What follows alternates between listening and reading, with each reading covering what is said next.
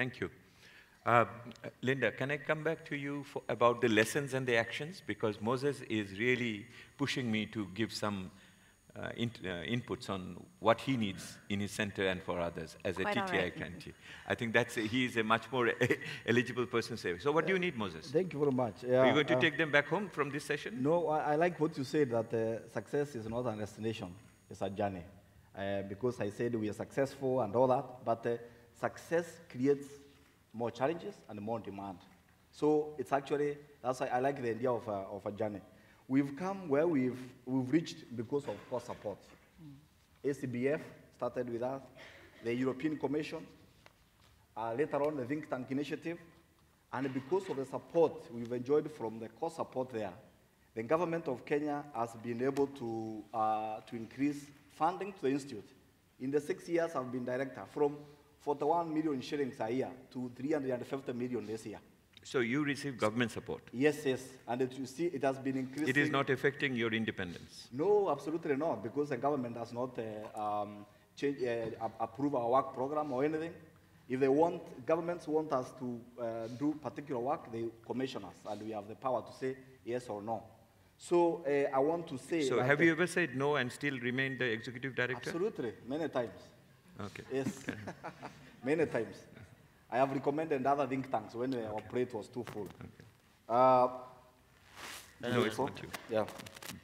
Carry on. So, and then I think, so core support is still very, very critical for think tanks, even the ones that are growing and are mature.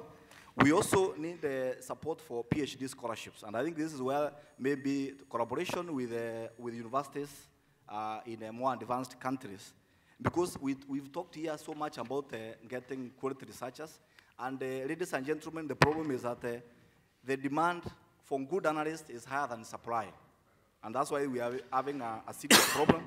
I think all of us need to see how we can address the supply side, and I think having PhD scholarships are something that can help the think tanks.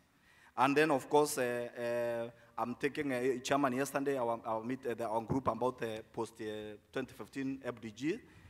That kind of collaboration where think tanks in the 3 continents can come together and do joint work.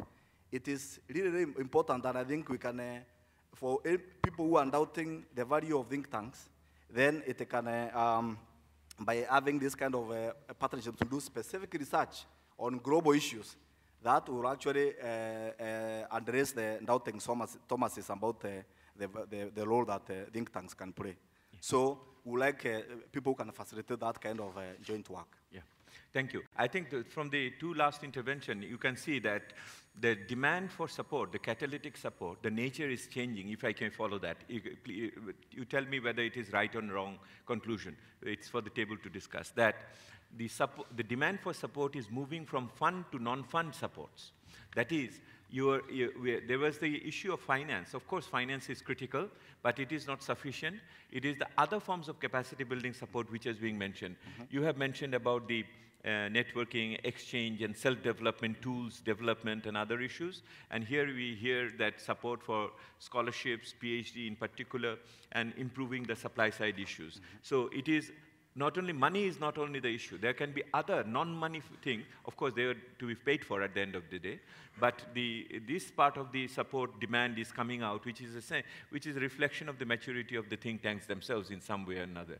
I leave it to the table to discuss that, whether a maturity of our demands is reflected on our incremental demand on non-fund related capacity development support, which is also costly in some way or another.